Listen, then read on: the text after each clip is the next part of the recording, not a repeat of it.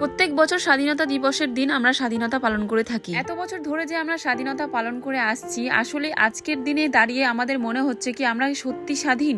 একটা মেয়ে পড়াশোনা করে নিজের পায়ে দাঁড়িয়ে ডাক্তার হওয়ার পর হসপিটালে ডিউটি করার সময় সেফ থাকতে পারে না, তাহলে আমরা বাড়িতে কিভাবে সেফ থাকবো? আজ ডক্টর মৌমিতা দেবনাথের সাথে এটা হয়েছে, কি জানি কালকে এটা আপনার ঘরে কিংবা আমার ঘরেও হতে পারে। একবার ভেবে দেখুন তো ডক্টর মৌমিতার মা বাবার কি অবস্থা হচ্ছে। তাই বলছি পরবর্তীকালে এটা আপনার ঘরে কিংবা আমার ঘরে না হয়, তাই বলছি এই আন্দোলনে সব নারীরা, সব দাদা দিদিরা এগিয়ে আসুন, আমরা যাতে একসঙ্গে এক হয়ে প্রতিবাদ করতে পারি আর যারা এত বড় একটা অপরাধ করেছে তাদের শাস্তি দেওয়াতে পারি।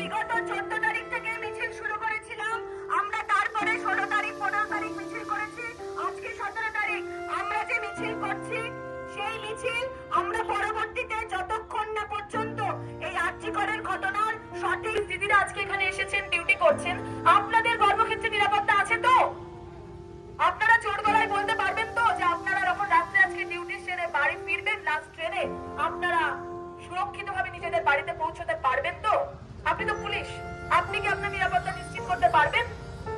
তাহলে সাধারণ মানুষ আমরা আমাদের নিরাপত্তা কিভাবে নিশ্চিত করব? আমি একটি 8 বছরের বাচ্চাকে নিয়ে একা শ্যামনগরে থাকি। আমি বুক ফুলিয়ে বলছি, আমি আমার শ্যামনগরকে ভালোবাসি। আমি রাত 12টায় একা বাড়ি ফিরি, আমি ভোর 4টায় একা বাড়ি ফিরি। আমি আমার শ্যামনগরকে বিশ্বাস করি।